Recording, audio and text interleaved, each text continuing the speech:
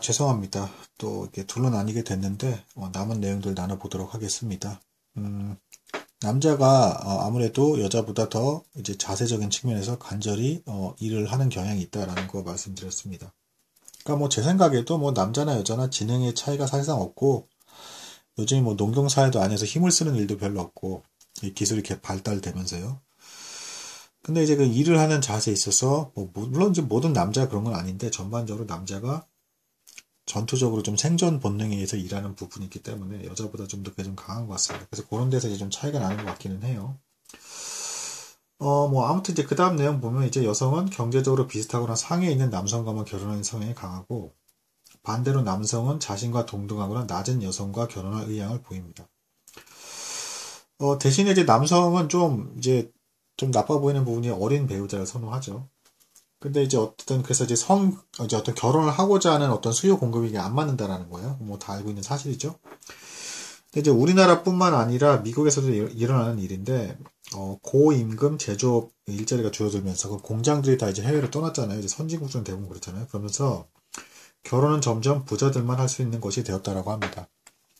그리고 그래서 이미 결혼이 억압적인 가부장적 제도라는 어떤 그런 가치는 사라졌다라는 거예요.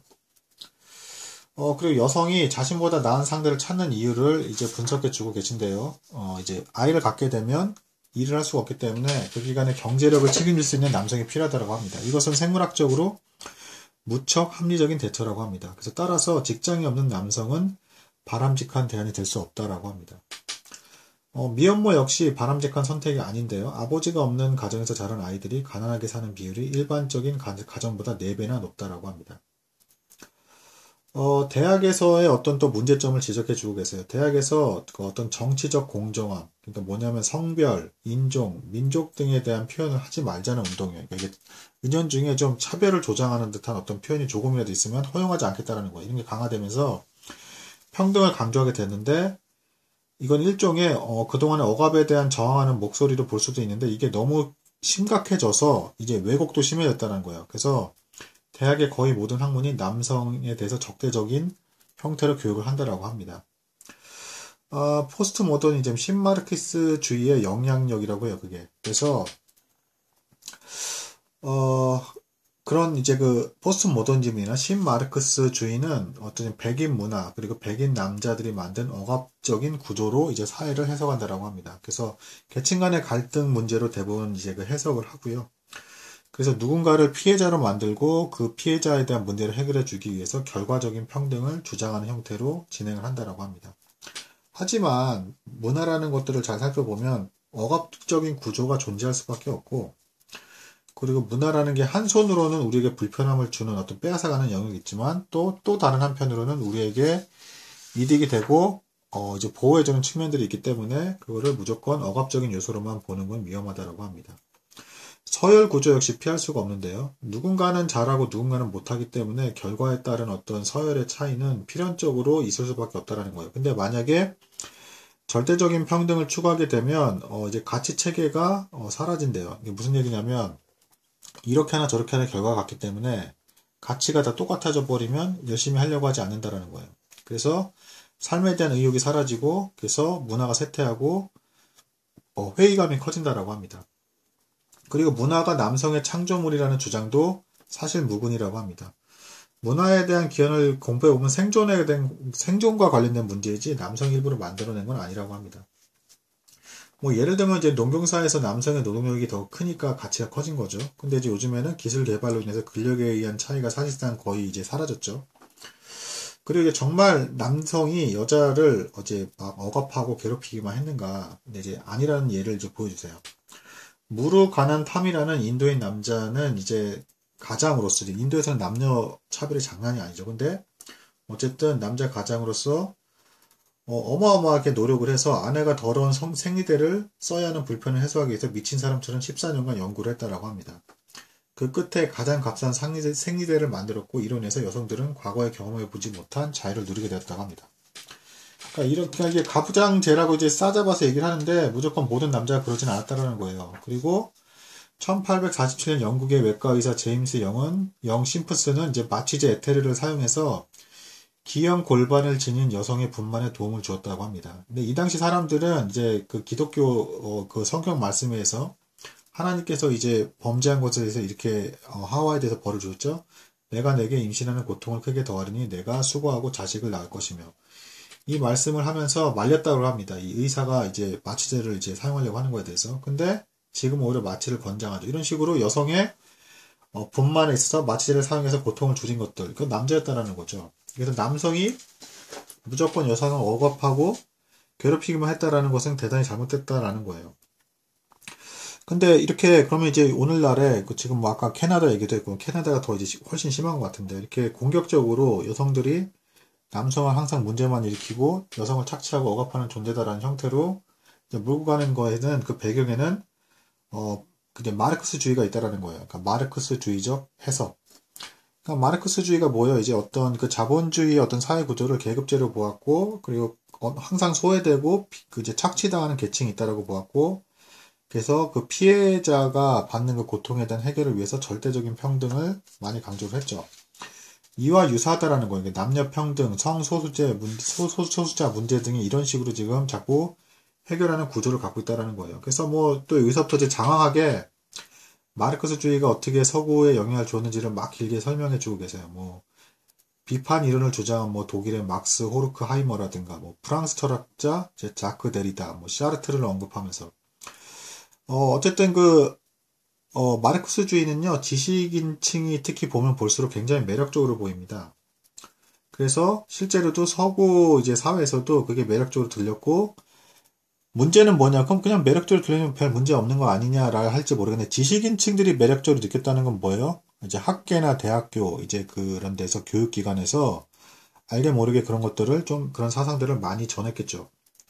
그리고 거기에 영향을 받은 학생들이 이제 다른 형태로 이제 뭐 남녀, 성소수자 문제 등에 있어서도 성 정체성을 이제 혼란을 야기시킬 만큼 강하게 주장을 하게 됐다라는 거예요. 그래서 이런 혼란은 파괴적인 결과를 따르는 거라 그러니까 본래 생물학적인 어떤 남성으로서의 특성과 여성으로서의 특성까지 무시해버릴 정도로 이제 평등을 강조하고 있기 때문에 대단한 문제가 생길 거라는 거예요. 그러니까 뭐 대표적인 예로, 물론 이건 남녀 차별의 문제는 아니지만, 남녀 평등의 문제는 아니지만, 예를 들면 캄보디아에서 이제 공포 정치를 설계한 주역 중에 하나인 티우 삼판이라는 사람이 있었대요. 근데 티우 삼판이 프랑스 소르본 대학에서 수학 경제학 박사를 받은 뒤에 1970년대 중반에 캄보디아 행정부 수반이 되었다고 합니다. 그러니까 이 사람이 되자마자 자신의 어떤 이론을 실천하기 시작했는데, 은행가나 관료, 기업가들은 사회에 아무런 보탬이 되지 않는다라고 보았어요. 그러니까 농업과 소기업, 수공업자들을 착취하는 구조로만 봤고, 이렇게 열심히 일하는 사람들만 진정한 가치가 있다 생각을 한 거예요. 그래서 이 사람이 이제 그 정치 행정 수반으로서 실행을 하면서 캄보디아에서 이제 도시에 살던 주민을 농촌으로 다 이주시켰고, 은행을 문 닫고 화폐 사용을 금지시켰답니다. 이로 인해서 국민 4분의 1이 농촌에서 일하다가 죽음을 맞이했다고 합니다. 그러니까 이런 극단적인 형태의 어떤 평등을 주장하는 게 지금 오늘날에 이제 캐나다 같은 데는 이제 뭐 양성 평등 뭐 해가지고 이렇게 된다라는 거예요. 우리나라 같은 경우는 이제 뭐 개인적인 성향이 좀 다르죠. 좀 경제적인 문제에 의해서 좀 발생해서 이제 뭐 결혼을 못 한다, 뭐 집을 못 산다, 뭐 그리고 이제 좋은 직장을 가질 수 없기 때문에 어떻게 할 수가 없다, 뭐 이런 입장이 좀 더 큰 것 같습니다. 그래서 어쨌든 이렇게 뭐 마르크스주의적, 이데올로기적, 그래서 이런 식으로 막 어떤 피해자가 있다라고 막 강하게 막 어필을 하면서 피해자 입장에서 막 생각을 하면서 이제 그 어떤 그 결과론적인 평등을 막 강조해서 성 정체성에 있어서도 혼란에 빠지고, 이렇게 해서 거꾸로 이제 막 정상적인 말을 하는 사람들이 역차별을 막 겪고 있다라는 거예요. 그리고 그냥 뭐 남자로 태어나고 싶어서 태어난 것도 아닌데 어쨌든 남자라는 이유만으로 막 공격을 받는다라는 거죠.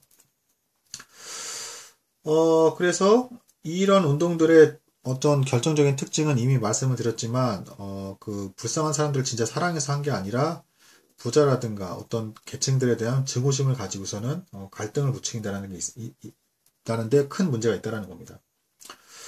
그리고 포스트 모더니즘이 이렇게 마르크스주의의 영향을 받아서 이제 활동을 하게 돼서 절대적인 어떤 진리를 이제 추구하지 않고 뭐든지 상대적으로 얘기하고 절대적인 가치가 없다라는 거는 곧 허무주의적인, 극단적이고 상대주의와 허무주의적인 속성을 갖고 있어서 젊은이들로 하여금 가치관의 혼란을 일으켜서 이제 어떤 진취적이고 어떤 이제 탐구적인 어떤 자세를 다 잃어버리게 만들었다라는 거죠. 포스트 모더니즘 같은 경우에는요, 이제 그 절대적인 가치관을 철저히 이제 부정을 하는데, 이제 다 생각이 다를 수밖에 없고, 배려를 해야 된다, 뭐 이렇게 하면서, 이제 그렇게 가면서 결국에는 허무주의에 빠지게 되는 경향이 있죠. 그래서, 과학까지도 심지어는 과학자들만 이득을 본다라고 이제 계층적으로 해석을 하고, 실험과 증명된 사실들을 부정합니다. 그리고, 마치 각자가 무조건 피해자인 양 이야기하면서, 말하면서 차이가 나는 것이 정상적인 부분까지도 싸잡아서 이제 불평등하다고 말하는 거죠. 능력에 의한 차이까지 다 불평등하다고 말하는 것이죠. 부자에 대한 증오심이 극단적으로 나온 경우에 어떤 결과를 보았는지 이제 소련에 대한 역사를 또 얘기하고 계세요. 부자 농부들을 잡아들여서 재산을 빼앗고 강제 생소에 보내고 하는 일을 한 결과 부자들 중 가장 부지런한 계층이 손상된 것에서 전체 생산량이 줄어들었고 그래서 기근이 와서 많이 굶어 죽었다고 합니다.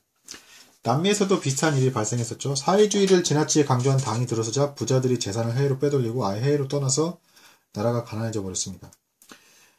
빈부격차 문제에 있어서는 물론 이제 조던 피슨 교수님도 굉장히 좀 심각한 상태라고는 인정을 하고 계세요. 근데 아직까지 사회가 서로 갈등, 그러니까 특정 계층이 크게 갈등을 갖고 희생을 해야 되는 형태가 아닌 어떤 적절한 어떤 해결책을 모색하지 못하고 있는 단계다 이렇게 보고 계세요.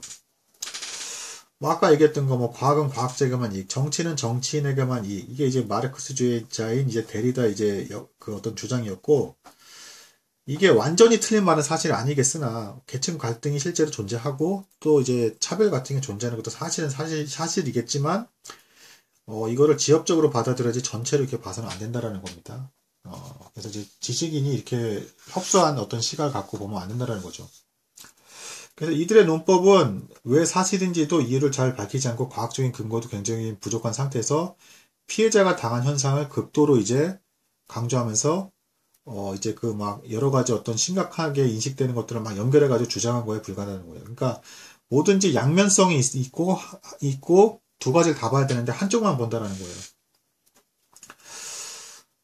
그리고 이런 어떤 부의 빈부격차에 대한 해결에 있어서도, 이제 국민의 정서와 문화에 굉장히 영향을 받는다라고 합니다. 그러니까 천편일률적으로 할 수가 없다는 문제예요. 그러니까 스웨덴은 평등 정책을 강하게 시행하지만 미국은 그렇지 않죠. 미국은 자본주의에 대한 제약을 최소화해서 어쨌든 부가 새롭게 창조되고 경제 성장률이 올라가면 사회 전체가 더 부여진다. 뭐 이런 입장입니다. 그리고 피터슨 교수님은 대학의 상업화 역시 경계하고 있어요. 그래서 경영학을 가짜학문이라 보고 계세요. 이건 조금, 글쎄, 뭐, 어쨌든, 물론 이제 어떤 측면에서 말씀하신 조금 공감이 되는 부분이 없지 않아 있긴 한데, 좀 극단적인 말씀 아니니까 좀 그런 생각이 좀 듭니다. 그래서 정부가 때로는 또 정의 수호자 역할을 해서, 필요한 규칙을 정하고 집행하는 심판자가 되기를 바라십니다. 사실 정부, 그러니까 권력기관이 존재하는 이유는, 부유한 계층이 정의를 묵살하면서까지 극단적인 이득을 취하는 것을 막아주고 사회 정의가 실현돼서 사회가 무너지지 않게끔 질서를 유지시키는 어떤 역할을 해야 되는 거죠. 그러니까 욕심에 의해서 개인적인 출세욕에 의해서 어떤 이제 권한이나 권력 이런 권위가 주어지는 것은 아닌 거죠. 그리고 기존 문화의 파괴를 목표로 교육자 기관의 기금을 지원하는 것 역시 반대입니다. 요즘 안에 대학 기관이 상당 부분 이제 비정상적인 어떤 평등을 강조하기 때문에 이런 거에 대한 어떤 자금 어떤 지원도 위험하다라고 보고 계시는 거예요. 그래서 최근에 일어난 이런 학문의 학풍이 굉장히 급진적인 학문 형태인데 이런 경우에 오류가 많은 이론과 방법론을 근거로 내세우는 경우가 많고 이제 그동안 뭐 수억 년, 뭐 짧게는 수천 년에 걸쳐 인류가 쌓아왔던 어떤 당연한 형태의 것들을 넘어뜨리고 무너뜨리는 것이기 때문에 후폭풍이 굉장히 크고 그래서 위험한 시도라는 거예요. 그리고 이제 계급이 존재하는 거를 막 그냥 이제 뭐 남녀 양성 평등이라든가 이런 형태로서 여러 가지로 막 공격을 하는데 사실은 뭐 동물 집단에서도 심지어는 갑각류조차도 계층이 존재한다는 거예요. 그러니까 자연의 어떤 한 부분이라는 거죠. 그래서 건강하게 돌아가는 사회에서는 능력이 사회적 지위를 결정하는 기본 요인인 거고 이것을 부인하지 말라라는 거예요. 그래서 지위를 결정하는 게 뭐 역량과 실력이지 뭐 억압은 아니라는 거예요. 그래서 서구 사회에서 성공 가능성을 가장 정확히 예측하는 지표는 지능과 성실성이라고 이제 말씀하고 계시고, 여기 이제 개방성도 역시 중요한데, 개방성 역시 언어의 지능과 창의력과 관계가 있다라고 합니다. 그리고 이제 사회과학적으로 여러 기준에 따라서 성격 및 인지 검사를 활용하게 되는데, 이를 사용하면 유능한 사람을 고용할 확률이 50%에서 85%로 올라간다라고 합니다. 그러니까 즉, 지금 조던 피터슨 교수님이 여러 가지 말씀하시는 사회과학의 측면에서 봤을 때, 지금의 검증되지 않은 이도의 올로기적 이론들을 가르쳐서는 안 된다라고 주장하고 계시는 거예요. 그래서 가부장제로 인한 폐해로 인해서 모든 문제를 남성에게 돌리는 것은 문제가 있고, 그냥 모든 원래 남녀를 떠나서 인간의 본성 자체가 권력을 좋아한다라는 거예요. 그래서 그 과정에서 계층이 생긴다라는 겁니다. 이것이 사악해 보일 수도 있지만 또 이제 계층이 존재하기 때문에 노력을 하게 되는 동기가 되기도 한다는 거예요. 역시 양면적인 거죠.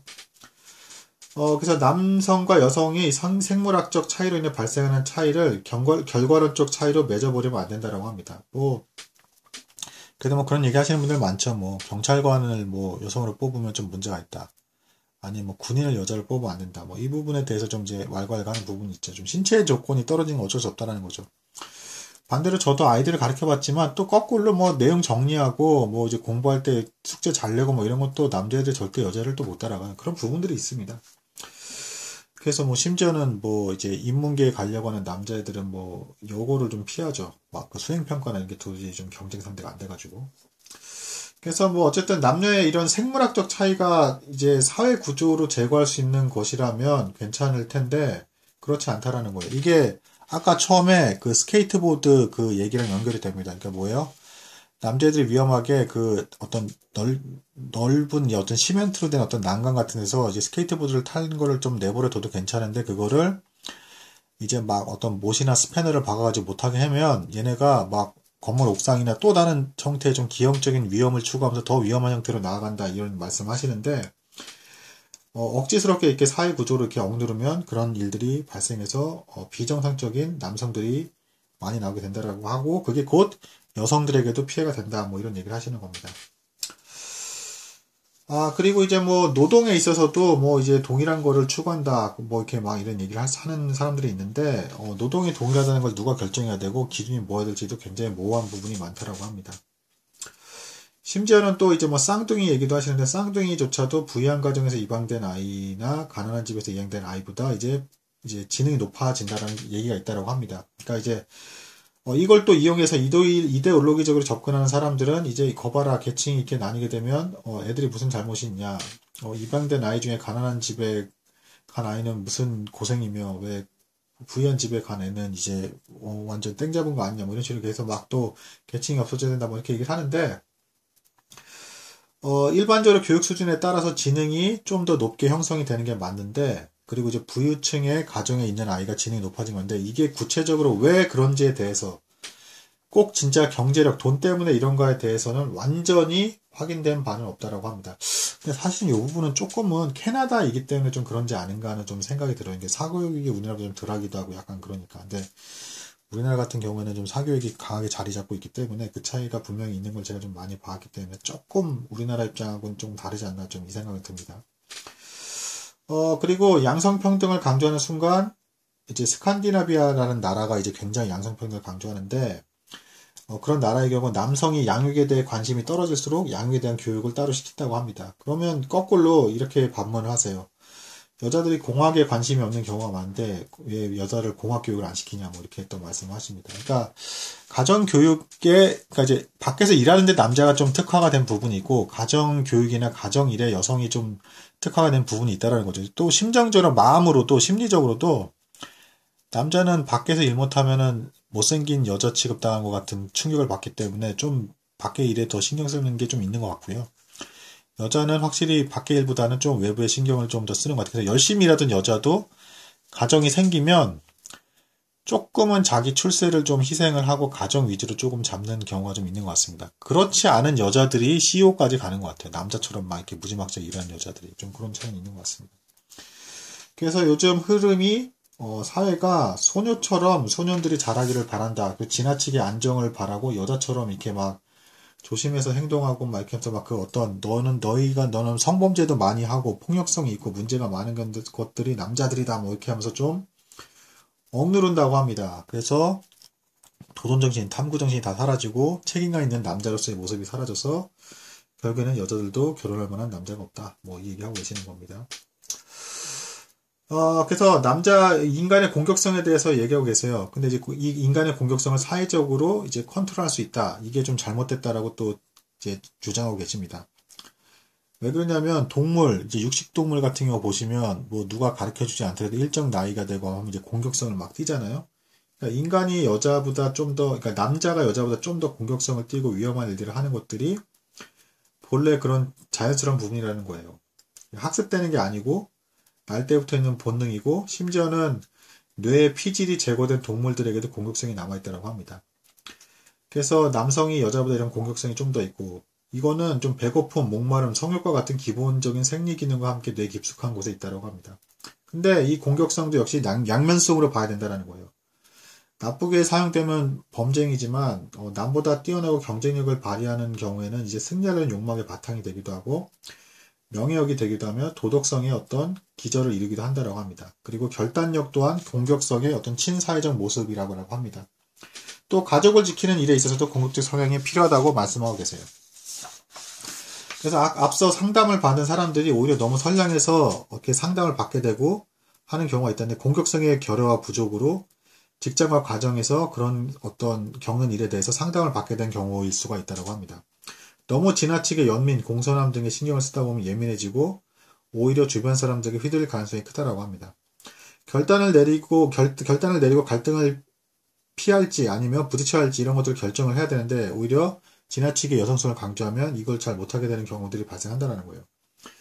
그래서 이런 사람들은 희생을 잘하지만 또 이제 과도한 희생 때문에 자기 권리를 제대로 세우지 못하게 되고 인정해 달라는 요구도 하지 않아서 제대로 인정도 못 받는다 합니다. 그래서 결국에는 억압된 상태에 놓이게 되고 이게 원한이 쌓이게 돼서 어느 순간인가 갑자기 어두운 면이 폭발하는 형태로 드러나는 경우가 많다고 합니다. 그러니까 이제 그 생물학적으로 공격성이 이렇게 있는 어떤 이런 부분을 깎아서 사회적으로 억눌렀을 때 이렇게 부작용이 생긴다는 거예요. 이게 사회적으로 컨트롤이 된 게 아니라 부작용이 생긴다는 거예요. 없어지지 않는다는 겁니다. 다른 형태로 이상하게 풍선효과처럼 드러난다는 거죠. 그래서 잘못한 것이 없는지를 살피고 그러고도 부당한 대우를 받고 있다면 이용당하는 것이 분명한 건데 이때 자신의 입장을 강력하게 주장해야 되고 이게 사회적인 어떤 협의 안에서의 어떤 공격성의 발휘라고 할 수 있는 도덕에 지켜지는 범위 안에서의 공격성의 발휘라고 할 수가 있다는 거예요. 여기서 추가로 비판의 요령을 알려주고 계신데 3개 이상으로 증거를 가지고 비판하는 게 좋다고 합니다. 아무리 뛰어난 사람도 한꺼번에 4개 이상의 반론을 제기하는 건 힘들다고 합니다. 그래서 잘 살펴서 어떤 3개 이상의 증거를 가지고 이제 당당하게 이렇게 말을 하라고 합니다. 그리고 그 이후에 소신을 굽히지 않고 그것을 분명히 상대방이 받아들이게 한다 그러면 상대방이 뭐 눈물을 흘릴 수도 있고 불쾌할 수도 있고 괴로워할 수도 있지만 거기서 또 이제 마음이 이제 약해져서 이렇게 막 또 위로해 준답시고 이렇게 자신의 뜻을 꺾지 말고 끝까지 소신이 있는 대로 자신의 뜻에 맞게 가라고 합니다. 지금 이제 문제점으로 이제 드러난 어떤 지나치게 상냥한 성격은 이제 그 오이디푸스적 어머니로 나타나는 경우가 많다고 합니다. 이 역시 범죄의 버금가는 파괴력을 지니고 있대요. 오이디푸스 증후군 뭐냐면 얘기 나오죠. 이제 뭐 어떤 아들이 이제 테베에 있는 어떤 왕과 왕비가 있는데 그 왕을 죽이죠. 근데 왕이 자기 아버지인지도 모르고 그리고 자기 어머니인지 모르고 결혼을 하다가 마침내는 그 사실을 알고 나서 이게 눈을 뽑고 해가지고 어떤 비극으로 끝나는 그런 내용이죠. 그리고 어머니도 자살을 하든가 이제 그렇게 되죠. 그러니까 어머니와 보통 아들과의 비정상적인 친밀한 관계 이제 이런 것들을 표현할 때 이제 오이디푸스적 이제 증후군 보통 오이디푸스적 어머니라고 표현을 하죠. 그러니까 이런 어머니들은 자식에게 적절한 모험심이나 자유를 주지 않고 난 오직 너만을 위해서 산다 이렇게 하면서 하고 실제로 자식을 위해서 어떤 일을 비정상적인 것까지 다 하는 경향이 있다고 합니다. 그리고 자식은 물론 이런 어머니에 대한 선택권이 있지만 어쨌든 이런 과잉보호 속에서 자랄수록 어른스러워지는 기회를 놓친다고 합니다. 헨젤과 그레텔 이야기 역시 이제 어떤 이런 증후군과 관련이 있고 무서운 어머니의 이야기라고 합니다. 그러니까 오이디푸스적 어머니가 오히려 부드러운 듯 하지만 실제로는 굉장히 무서운 어머니라는 거예요. 아이를 이제 잡아먹는다는 거예요. 실제로는. 그래서 헨젤과 그레텔이 지쳐 과자로 된 집에 들어갔을 때 아이들이 아무것도 할 수 없이 먹기만 하게 되는, 그러니까 이제 노파가 계속 얘들을 살쪄서 잡아올 때까지 계속 먹이죠. 이런 형태로 대하는 게 이제 오이디푸스적 어머니의 특징이라는 거예요. 결국에는 아이를 파멸로 몰아갈 거다 이런 걸 이제 말씀하고 계시는 거예요. 그리고 뭐 여기서 이제 뭐 또 인류학자, 뭐 1800년대 말 스위스 인류학자 요한 야코프 바우오펜이라는 사람도 얘기하는데, 이 사람은 뭐 이제 뭐 역사 발전 단계 얘기하면서 뭐 최초로 이제 사회는 원래 모권 사회였고 여성이 권력을 쥐고 있다가 집단 혼이 이제 막 성애가 뭐 어쩌고저쩌고 하고 아버지가 확실하지 않은 뭐 그런 사회 단계에 있다가 마침내는 디오니소스적 단계로 넘어가서 모권 기반, 사회 기반이 무너지고 권력이 남성에게 넘어갔다. 그리고 지금은 아폴로적 단계다 해서 가부장제가 지배하고 있지만 한 남자와 한 여성만 만나서 사는 어떤 그런 단계다, 뭐 이렇게 해석을 했다라고 하는데요. 이런 주장을 검증할 증거는 이제 부족하지만 문화적으로 이 가르침이 몇몇 집단에 영향을 줬다고 합니다. 그래서 뭐 이제 본래 목의 사회가 평화로운 것으로 묘사를 하고 북의 사회는 침략적이고 호전적이다, 뭐 이렇게 묘사를 하는 형태로 가르침이 전파가 됐다는 거예요. 대학교에서 그런 식으로 이제 가르치게 되니까 이제 북의 사회는 나쁜 거, 그리고 남자가 뭔가 주도권을 쥐면 폭력적이고 맨날 전쟁이 일어나고 사악한 것, 뭐 이렇게 해석을 하게 됐다라는 거죠. 그래서 이미 이런 거에 대해서 그 칼 융 심리학자는 바우오펜 이 스위스 이제 학자의 어떤 생각이 그냥 상상력에 비롯된 엉터리라는 것을 알고 있었다라고 얘기를 하고 있어요. 그러면서 이제 프로이트는 오이디푸스적 양육 이론을, 그리고 융과 그의 제자 노이만은 이제 그거를 이제 더 발전을 시켰는데, 원래는 이제 질서가 오히려 남성성이고 이제 혼돈을 주는 요소가 이제 여성성이라고 이제 또 해석을 하고 계십니다. 그래서 남성성이 무조건 그게 파괴적이고 모든 것을 무너뜨리고 이제 잘못된 쪽으로 이렇게 해석한다는 건 잘못됐다라는 거예요. 이거 외에도 이제 대단히 많은 뭐 이제 막 무서운 어머니에 대한 이야기가 막 나와요. 그래서 뭐 메소포타미아 창조 서사시 뭐 에누마엘 리시의 어떤 뭐 티아마티가 이제 모습이 용의 모습인데 뭐 만물의 어머니이고 신과 인간의 모두의 어머니이면서 그래서 혼돈이고 막 온갖 형태를 빚어내는 모체라 해서 또 막 해석을 합니다. 복잡하게. 그리고 결국은 여성은 자각과 깨달음을 추구하는 어떤 남성의 어떤 정신이 남자를 또 상징한대. 그러니까 어떤 그 질서를 추구하는 정신. 그거를 사방이 막힌 자궁에 안주하도록 유혹을 한다라고 합니다. 이거 되게 좀 지금 들으면 좀 허무맹랑한 것 같은 어떤 막 이런 해석인데, 프로이트 해석이 좀 그런 측면이 있고 성적인 해석을 좀 많이 하죠. 그래서 대단히 조심히 좀 해석을 해야 되는 부분이 있죠. 뭐 그 외에도 뭐 잠자는 숲속의 공주의 뭐 말레피센트의 저주를 피하기 위해서 뭐 모든 위험 요소를 제거한 거 이제 전에 얘기가 했고요. 그래서 오로라 공주가 자의식 없는 채로 어린 아이처럼 성장을 한 거. 근데 남성인 왕자가 나타나서 입맞춤으로 공주를 구하는데 왕자가 이제 혼돈을 물리칠 남성으로 묘사되고 있다. 즉 여성도 바르게 성장하기 위해선 남자가 필요하다는 거예요. 그리고 겨울왕국이라는 최근에 히트친 그거 역시도 이제 여성을 구해줄 남성은 필요 없다는 반론을 제기하는 영화라고 하는데, 이런 해석이 물론 맞을 수도 있고 틀릴 수도 있긴 하지만 어쨌든 위험한 생각이라는 걸 말씀해 주고 계십니다. 그러니까 그 질서를 상징하는 남성과 어떤 새로운 것들을 추구하는 여성성이 이제 같이 가야 된다는 거예요. 근데 이제 여기서 생물학적인 차이를 무시하는 양성평등을 주장하면서 가는 건 아니라는 거죠. 그래서 양성평등을 주장하는 스칸디나비아 국가에서도 역시 생물학적인 차이는 여전히 드러나고 있고요. 또 여기서 또 이제 뭐 디즈니의 또 다른 애니메이션 인어공주도 뭐 또 막 상징하면서 복잡하게 또 말씀해주고 계십니다. 뭐 여주인공 뭐 에어리얼은 여성적이면서 동심이 강하고 그 아버지는 아버지로서 딸의 강한 동심 때문에 걱정이 많은 거 나오고, 그 다음에 이제 뭐 왕인 아버지는 문화와 질서, 알려진 세계를 상징을 하고, 우르술라라는 무서운 여자가 이제 이제 에어리얼이 이제 그 왕자를 이제 사랑하게 되죠. 이제 반하죠. 에릭 왕자를 이제 사랑하게 되니까 목소리를 포기하면 사흘 동안 인간이 되게 해주겠다 해서 꼬드기죠. 실패할 것 뻔히 알면서. 여기서 목소리를 잃는다는 건 하나님께서 혼돈 속에서 말씀으로써 이제 질서를 잡았던 것처럼 이제 질서를 이루고 왕자와 소통할 수 있는 능력을 잃어버린다는 거고, 결국 이제 그 공주가 실패를 해서 그 영혼이 이제 우르술라의 소유에 넘어가게 되는데, 우르술라의 애시당초의 타겟은 아버지가 공주를 위해서 희생할 것이다. 그러니까 여기서도 잠자는 숲속의 공주에서 왕자가 이제 그 공주를 깨우는 것처럼 이 아버지 때문에 공주가 이제 그 노임을 되게 되는, 아버지가 희생을 함으로써 신적인 힘을 상징하는 3창까지 우르술라에게 넘어가는데, 여기서 또 에릭 왕자가 나타나서 우르술라를 맞서고 이를 통해서 많은 영혼이 풀려나고 해피엔딩으로 끝나는 이것. 그러니까 남성과 여성이 함께 가야 된다. 근데 아까도 누누이 말씀드리지만 극단적인 평등을 주장하면서 이상한 형태의 어떤 기능적인 차이까지 무시하면서 그렇게 돼야 된다는 건 아니라는 겁니다. 그래서 어쨌든 한 여인이 완전해지기 위해서는 남성과도 이제 어떤 의식적인 관계를 맺고 무서운 세계에 맞서야 된다라는 거예요. 그러니까 한 남자가 여성의 성장에 어느 정도까지 도울 수 있지만 한 사람에게 또 지나치게 의존하는 것도 비정상적이라고 합니다.